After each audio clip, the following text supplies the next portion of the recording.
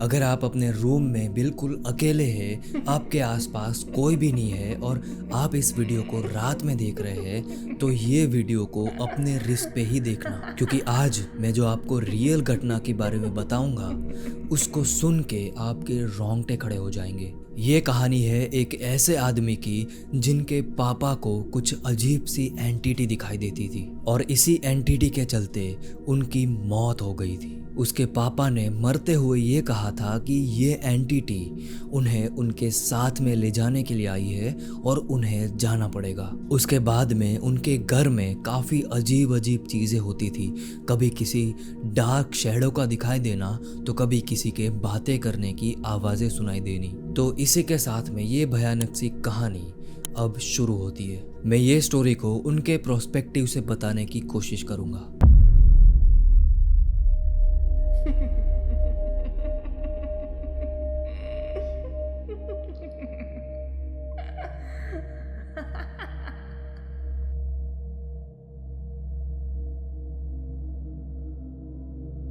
साल था सितंबर 2024।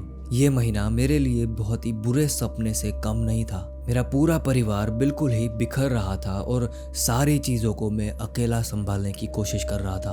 पापा की तबीयत पिछले कुछ महीनों से बिगड़ती जा रही थी। उनकी उम्र ज़्यादा थी, लेकिन उनका मन अभी भी जवान था। वो बाइक्स के काफ़ी ज़्यादा शौकीन थे, लेकिन अचानक से ही उसने अपनी सारी बाइक्स को बेच दिया। उन्होंने एक रात को मुझसे कहा कि बेटा, ताया जी आए थे और उन्होंने ये कहा कि अब जाने का समय आ चुका है। मैं थोड़ा सा डर गया, लेकिन समझ नहीं पा रहा था कि पापा मजाक कर रहे हैं या फिर उसने ऐसा सच में देखा है। लेकिन उनकी आंखों में एक बहुत ही भयानक सा डर था। उसके बाद में सब कुछ तेजी से बदलने लगा। पापा चलते चलते अपने आप गिरने लगे थे और ये घटना और भी ज्यादा बढ़ने लगी। वो इतने भारी थे कि उन्हें उठाने के लिए कम से कम 4 लोगों की जरूरत पड़ती थी। घर में बस मैं अकेला ही था जो उनकी देखभाल करता था। घर में कुछ अजीब सा सन्नाटा फैला रहता था, मानो जैसे दीवारें भी कुछ कहना चाहती हो। पापा की आदत थी कि हर शाम को वो अपनी कुर्सी पे बैठ के चाय पिया करते थे, लेकिन कुछ दिनों से जब भी मैं उनके कमरे में जाता था,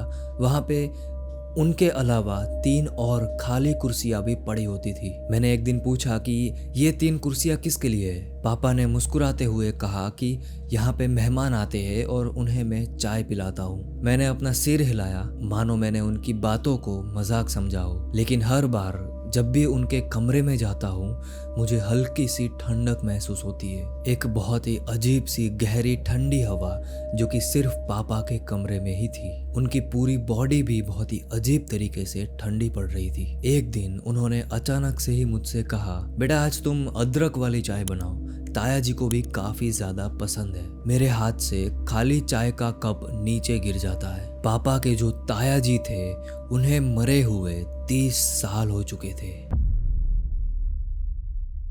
उसके बाद में शाम होते ही अजीब अजीब घटनाएं और भी ज्यादा तेज होने लगती है। जब भी मैं उनके कमरे में जाता था, मुझे ऐसा लगता था कि उस कमरे के कोने में एक डार्क शैडो, कोई साया खड़ा हुआ है। लेकिन जब ध्यान से देखता हूँ तो वहाँ पे उस कोने में कोई भी नहीं होता। कभी हल्की हल्की फुसफुसाहट सुनाई देती है, मानो कोई बातें कर रहा हो। एक रात को मैं अचानक से ही जाग गया।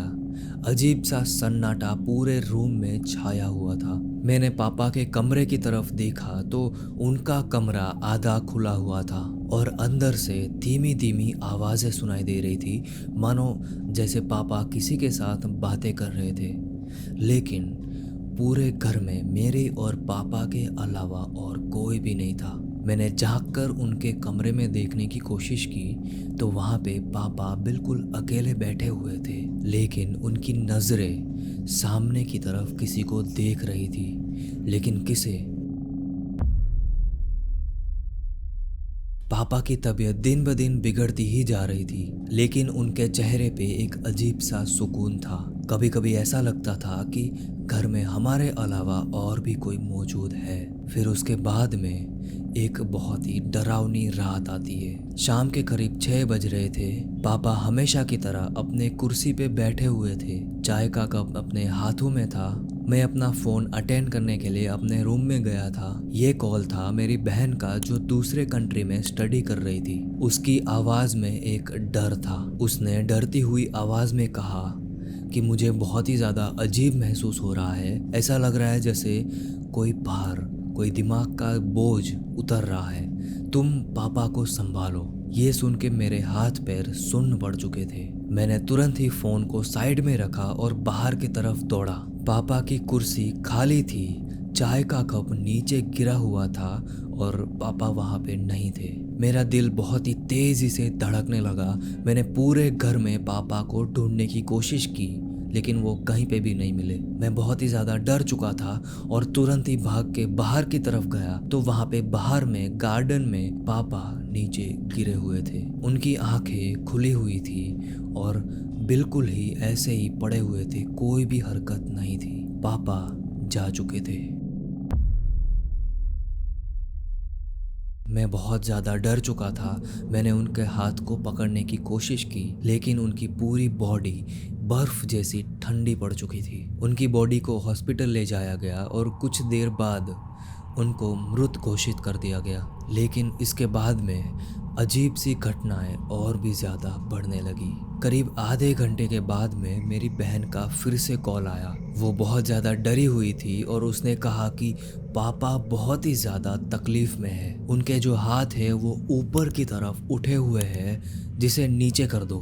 मुझे झटका लगा और मैंने देखा पापा की तरफ तो उनके हाथ ऊपर की तरफ उठे हुए थे, जैसे उन्हें किसी ने पकड़ के रखा हो। मैंने उसे नीचे करने की कोशिश की, लेकिन हाथ जमे हुए थे। मैंने डॉक्टर को बुलाया तो उन्होंने ये कहा कि उनकी जो मसल्स है वो स्टिफ होने की वजह से ऐसा हुआ है, लेकिन मुझे पता था कि ये चीज़ कुछ और ही है। रात के करीब 11 बजे पापा के दूर के भाई जैक, उनकी पत्नी का कॉल आया। उन्होंने डरते हुए कहा कि जैक को हॉस्पिटल में एडमिट किया है। वो बार बार कह रहा है कि उसे तुम्हारे पापा लेने के लिए आए हैं। अब मेरा पूरा शरीर बिल्कुल ही ठंडा पड़ चुका था। क्या पापा की आत्मा जैक को लेने के लिए आई थी? उसके बाद में अगली सुबह एक और भयानक सी घटना होती है। जैक की मौत हो जाती है। अब चीज़ें और भी ज़्यादा डरावनी होती जा रही थी। पहले पापा, उसके बाद में जैक और अब किसी और तीसरे इंसान को भी ऐसे सपने आने लगे थे। जैक की कज़िन सिस्टर एना, जो कि यूके में रहती थी, वो जैक के अंतिम संस्कार में आई थी। फ्लाइट के दौरान एना ने एक भयानक सा सपना देखा जिसमें जैक और मेरे पापा दोनों उसके सामने खड़े थे। जब उसने हमें फ़ोन किया तो उसकी आवाज़ में एक डर था। उसने कहा कि मेरे पापा और जैक उसके सामने खड़े थे और अब मुझे बहुत ज़्यादा डर लग रहा है। उसकी तबीयत भी काफ़ी बिगड़ने लगी थी। पहले पापा, उसके बाद में जैक और क्या अब एना की बारी थी। जैक की मौत के बाद में घर का पूरा माहौल बहुत ही अजीब था। माँ भी अब चुपचाप से रहने लगी थी, कुछ बोलती नहीं थी और किसी से बात भी नहीं करती थी। और ऐसी अजीब सी चीज़ें भी महसूस होती थी मानो घर में हमारे अलावा और भी कोई मौजूद है। रात को अचानक से ही कमरे में ठंड बढ़ जाती थी, खासकर पापा के कमरे में। उनके कमरे में घुसते ही कोई अजीब सा भारीपन महसूस होता था, मानो हमें कोई छुपके से देख रहा हो। लेकिन उसके बाद में सबसे डरावनी बात एना के साथ हुई। एना, जो यूके में रहती थी, जैक के अंतिम संस्कार के बाद में वो अजीब सी हरकतें करने लगी थी। उसकी पूरी फैमिली ये बताती थी कि एना बिना कोई रीज़न के दीवारों को ऐसे ही घूरते रहती थी और कभी कभी ऐसी अजीब अजीब सी बातें बड़बड़ाने लगती है। फिर एक दिन उसने अपनी माँ को डरते हुए कहा कि मैंने कल रात को एक सपना देखा। पापा और जैक के साथ में एक और शख्स खड़ा था, लेकिन उसका चेहरा साफ नहीं था। एना की तबीयत अब और भी ज़्यादा खराब होने लगी थी। उसे हॉस्पिटल में एडमिट कराया गया। हमारे घर में भी अजीब अजीब सी घटनाएं होने लगी थी। पापा के कमरे से अजीब सी फुसफुसाहट की आवाजें सुनाई देती थी। कई बार ऐसा लगता था कि हमारे बिल्कुल सामने से अजीब सी डार्क शैडो पास हुई हो।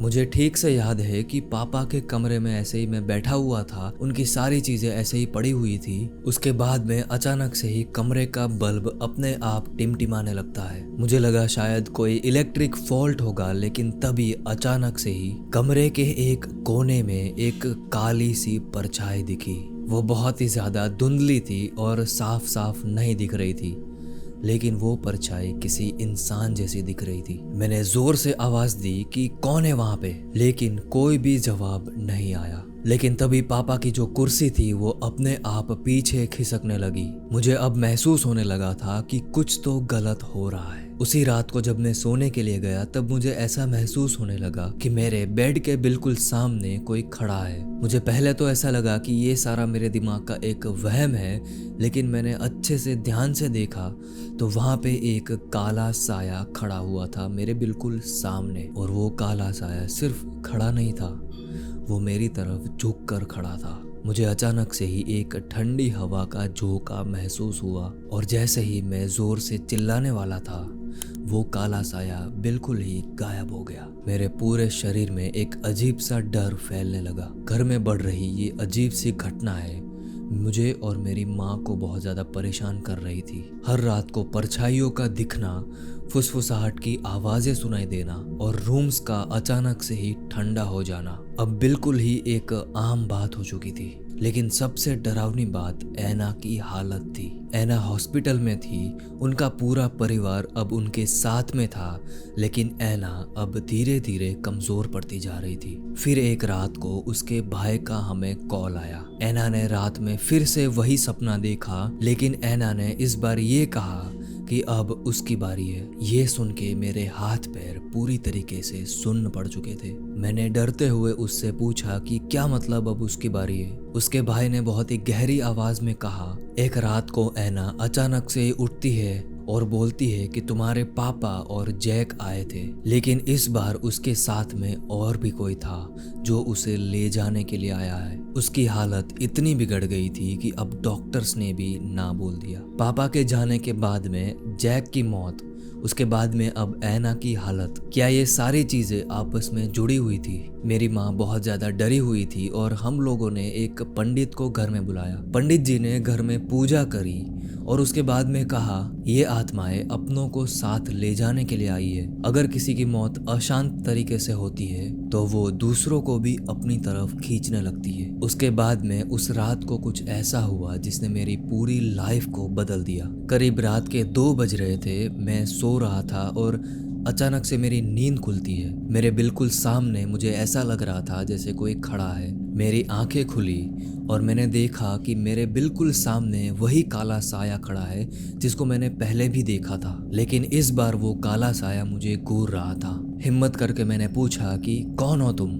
कमरे में गहरी भारी आवाज गूंजने लगी। उसने कहा कि तुमने मुझे याद किया, इसलिए मैं आया हूँ। मेरे रोंगटे खड़े हो गए और मैंने कांपती हुई आवाज में पूछा कि किसे याद किया मैंने। लेकिन इससे पहले कि मैं कुछ पूछता, वो काला साया गायब हो जाता है। और तभी मुझे एहसास हुआ कि ये जितनी भी चीज़ें हो रही थी वो इसलिए हो रही थी क्योंकि पापा को हम लोग दुख के साथ याद कर रहे थे।